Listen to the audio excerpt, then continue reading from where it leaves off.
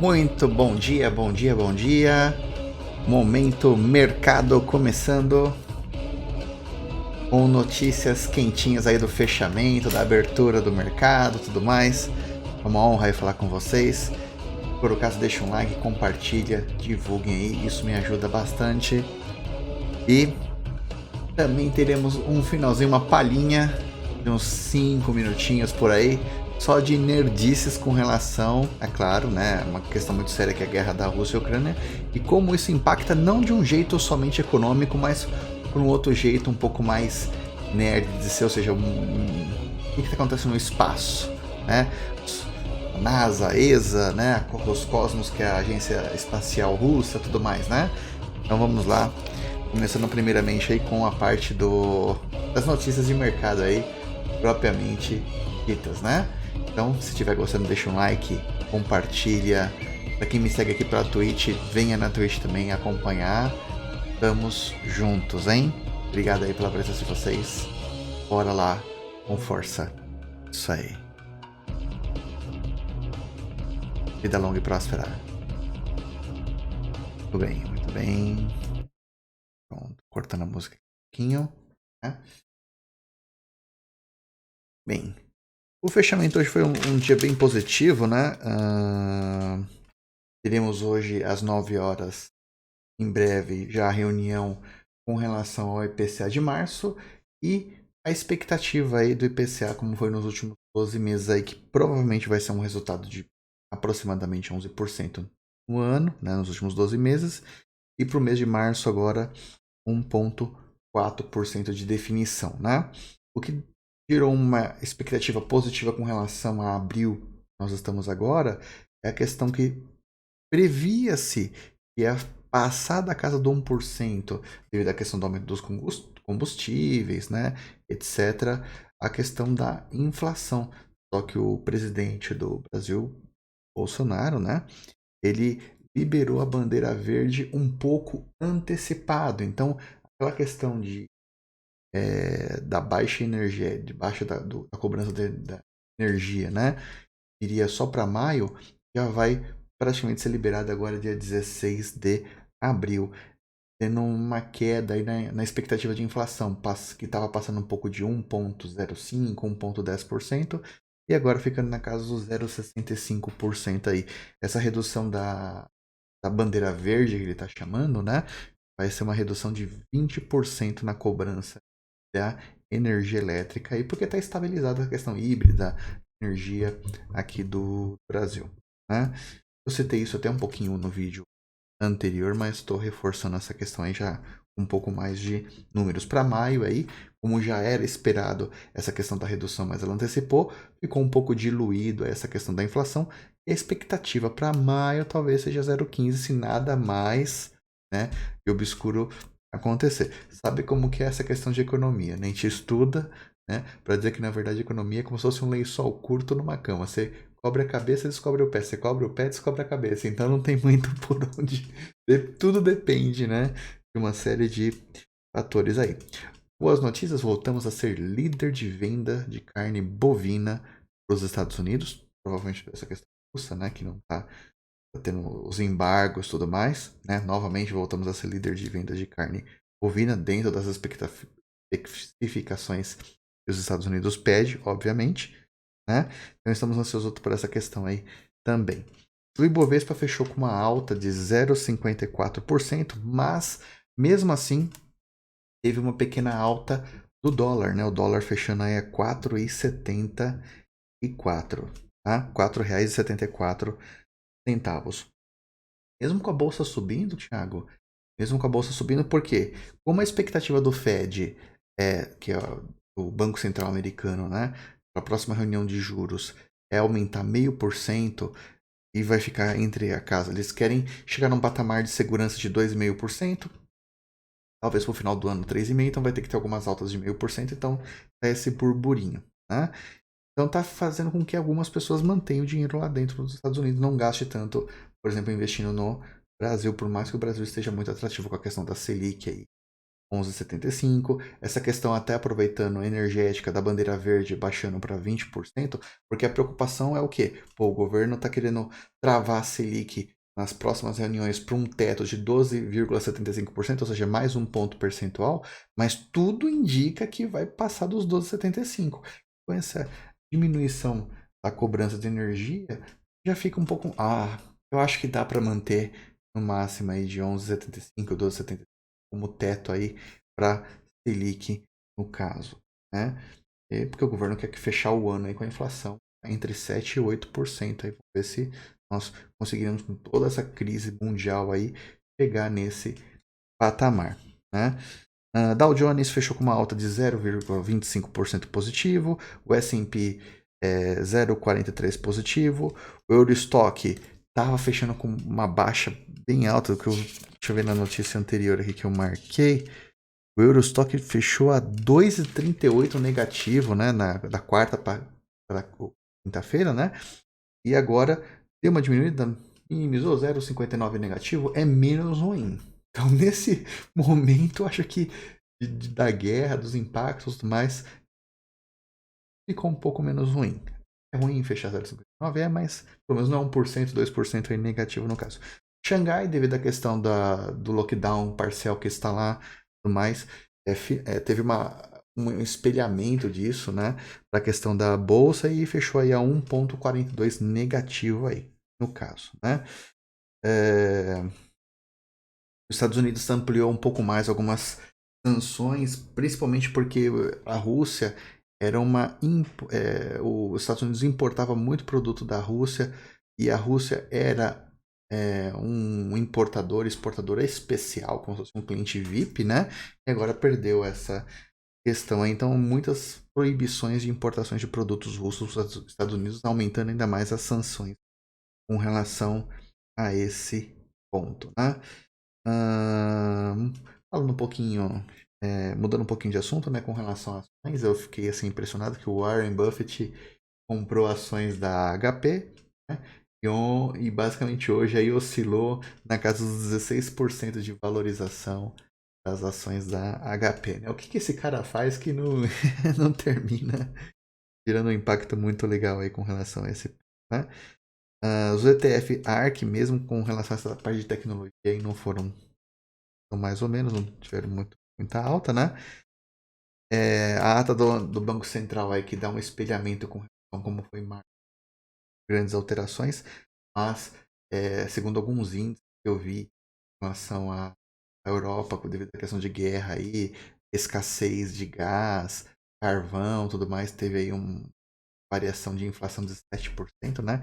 Então, muitas coisas que estavam sendo discutidas nas reuniões foram canceladas porque a conversa que talvez tenha que ter aumento de juros aí para poder equilibrar, né?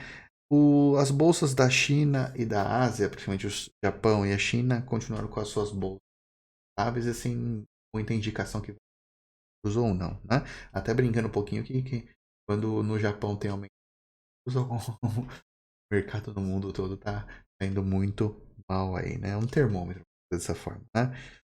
Então, o euro fechou a R$ 5,15, né? Então, teve alta do dólar e teve alta de um pouquinho do euro também, mesmo com a alta do Ibovespa, no caso. Então, às 9 horas vai ter reunião aí do IPCA, vamos ver qual que vai acontecer.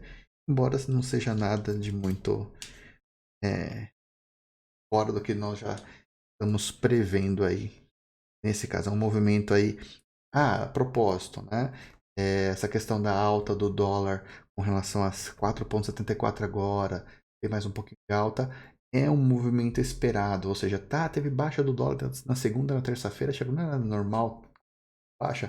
Do jeito que o mercado está se movimentando, os Estados Unidos ameaçando aumentar ainda mais os juros, ou seja, olha, vai ser bom investir nos Estados Unidos porque vou pagar um pouco mais de juros para você. O pessoal está terminando segurando um pouco mais lá essa questão de dinheiro. Também teve a questão do Treasury de 10 anos dos Estados Unidos aumentando também o valor que ele vai pagar, então muita gente terminou mantendo o dinheiro lá, então tem uma série de coisas diferentes. Treasuries que manteve aí o dinheiro, fortalecendo um pouco o dinheiro mais para lá do que o dólar para cá, no caso, né? Então não permitindo que o real fique tão mais fortes assim, porque o real tá ficando forte, mas os outros estão ficando mais fortes ainda, né? Estão mais atrativos no caso. Deixa eu ver se tem mais.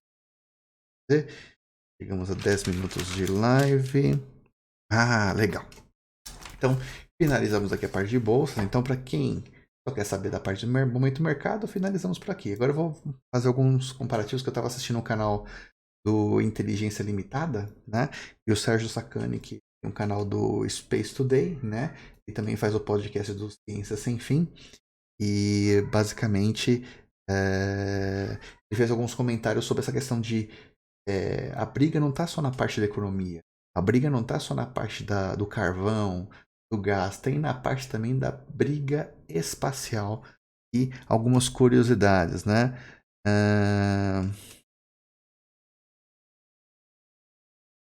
A parte da Rússia, por exemplo, né?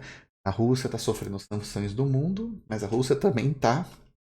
Ela não é um país vazio que não tem projetos pelo mundo. Ela tem muito projeto espacial com vários países: Japão, Europa, Estados Unidos, América Central, tudo quanto é lugar. E o nome da agência espacial da Rússia chama Roscosmos. É como se fosse a NASA. Tem a NASA nos Estados Unidos, né? E tem a Roscosmos na Rússia. Tem a ESA, que é a Agência Espacial Europeia, né? Por exemplo, né? Então, estou usando algumas citações aí do que o Sérgio falou lá Sérgio Sacani falou lá no Inteligência Limitada, que eu achei muito legal essa parte de briga, não só econômica, mas também com relação a comportamento da Rússia bem extremo com relação a esse ponto, né? Até falando um pouquinho que tem o presidente da Rússia, claro, mas tem o Dmitry Rogozin, que é o chefe da Roscosmos, né? Com relação a mandar lá na Roscosmos, ele já foi lá vice, etc., politicamente, é bem antenado político, né?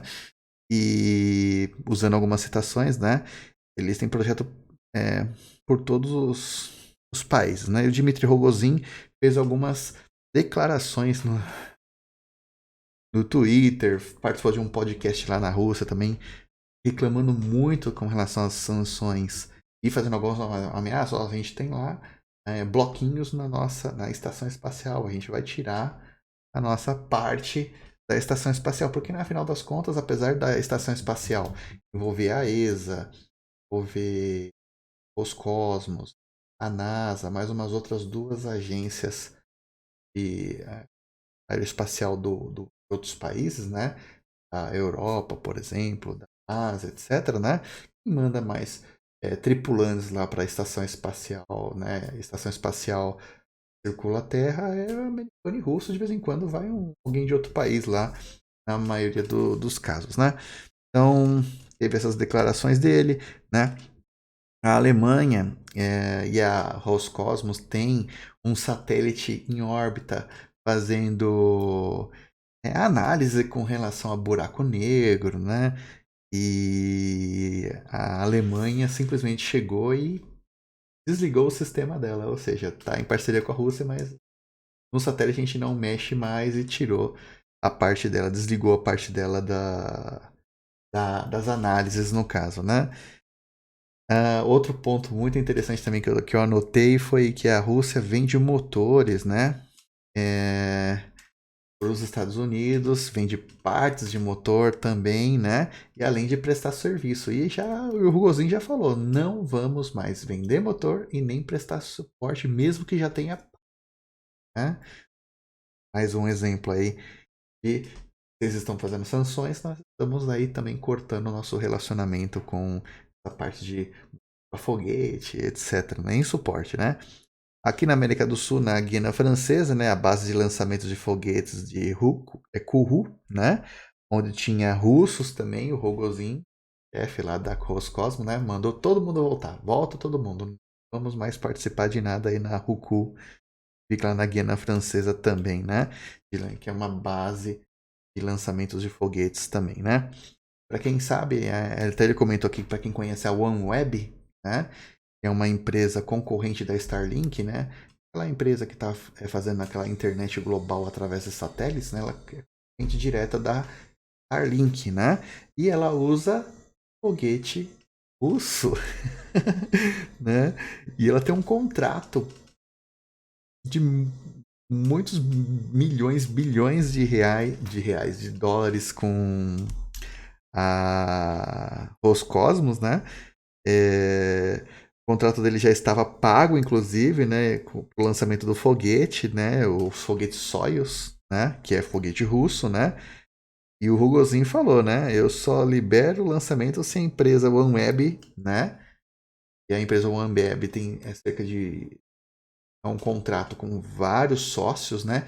E um desses sócios aí é quem? O Reino Unido, né? E o Rogozin chegou e falou assim: olha, eu só libero o foguete sair. Isso com o foguete já na plataforma, né? Pelo que ele comentou, né? Se tirar o Reino Unido do contrato social, né? Aí eu libero. É claro que o Reino Unido, segundo o que ele colocou aqui, se negou, né? Então o Rogozin simplesmente mandou baixa o foguete, né? Não vou lançar mais nada para a OneWeb, mesmo ela já tendo pago o contrato. Pensem, tudo por causa da guerra, gente. Outra informação legal também que ele citou que eu anotei aqui, que foi ia ter uma missão para Marte este ano, né? E detalhe, era uma parceria com a ESA, a Agência Espacial Europeia, né? Mais 22 países, e dentre esses 22 países, a Roscosmos, Rússia, né? Só que tem um probleminha. Sabe aquele cara, aquele quando a gente vai jogar futebol e tem um molequinho que é o dono da bola? Se você não escolher ele, ele vai embora e leva a bola junto. Não tem futebol pra ninguém, né? Então, assim, era essa missão pra Marte, né? Com o rover e tudo mais, né? Não é tripulada, é só a tecnologia mesmo pra lá explorar Marte, né? E mais 22 países, mais a Roscosmos, que é a Rússia, né? E, detalhe, o foguete é o Proton, né? Que é russo. E a plataforma de lançamento de onde era? A Rússia também, né? E o Rogozin cancelou, né? Dmitry Rogozin cancelou o lançamento, né? E com essa briga, né? A missão está totalmente cancelada. E detalhe, tudo pronto.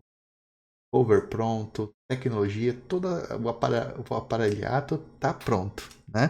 Só que ninguém sabe como que vai ficar e que fim que vai chegar isso com a questão da Rússia, né?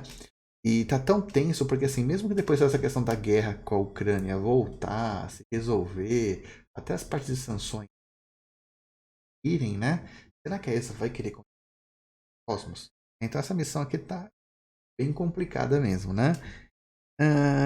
Então isso foi um pequeno exemplo que não é só a parte econômica que impacta, né? Não é só o gás que está para a Alemanha ou carvão, né? Tem outras. Isso que eu estou falando das brigas espaciais, não estou falando de brigas de outros nichos aí no caso, né? Bem, espero que vocês tenham gostado. Vida longa e próspera. E um bom dia de trabalho para vocês. E fui.